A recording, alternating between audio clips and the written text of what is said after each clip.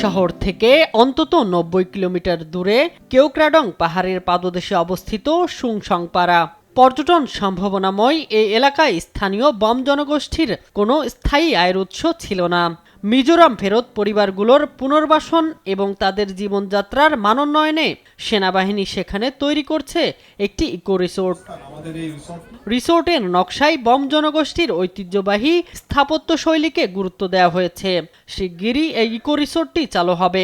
এতে করে সুংসংপাড়ার অর্থনীতিতে বৈপ্লবিক পরিবর্তন আসবে বলে আশা করা হচ্ছে।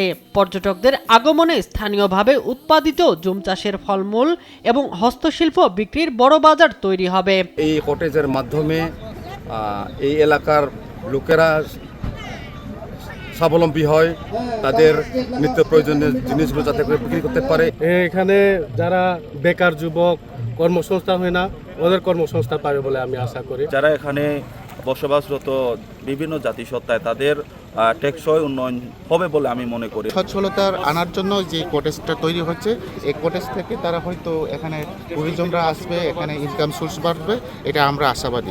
আমি চাই যে এই এলাকাতে শান্তি শৃঙ্খলা বজায় থাকুক, বাংলাদেশের সার্বভৌমত্ব সেটা বজায় থাকুক। শনিবার দুপুরে ফিতা কেটে ও বেলুন উড়িয়ে রিসোর্ট নির্মাণ কাজের উদ্বোধন করেন ৬৯ পদাতিক ব্রিগেড কমান্ডার SM রাকিব ইবনে রেজওয়ান।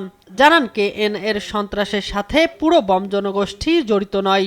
অভিযান চলাকালীন অনেকে ভয়ে অন্য জায়গায় চলে যায়। বর্তমানে তাদের অর্থনৈতিক ও স্বাবলম্বী করা সহ নানা উদ্যোগ নিয়েছে সেনাবাহিনী।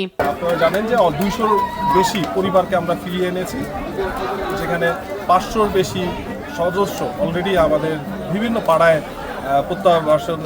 পুনর্বাসিত হয়েছে।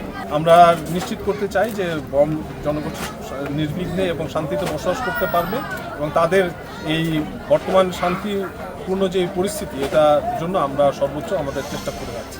বান্দরবানের সুংসংপাড়ায় এই ইকো রিসোর্ট প্রকল্পটি একদিকে যেমন পর্যটন শিল্পের বিকাশ ঘটাবে, অন্যদিকে সীমান্ত এলাকার পিছিয়ে পড়া জনগোষ্ঠীর ভাগ্য বদলে গুরুত্বপূর্ণ ভূমিকা রাখবে বলে প্রত্যাশা সংশ্লিষ্টদের। শামীম হোসেন, নিউজ ডেস্ক, দেশ টিভি।